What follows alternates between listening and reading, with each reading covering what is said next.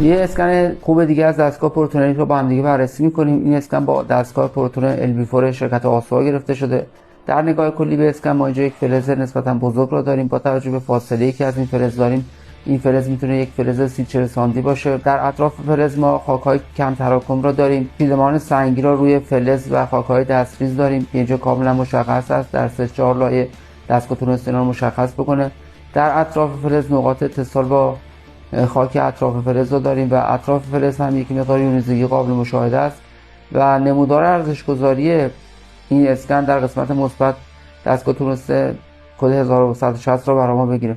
این مورد با توجه به رنگ ساختار و کدی که ما روی این اسکن گرفتیم حداقل میتونیم مس یا مفرق بودن این هدف رو تایید بکنیم. البته ممکنه حفاری بشه و طلا یا نقره هم باشه، ولی مس یا مفرقی بودن این هدف 100% قابل تایید هست.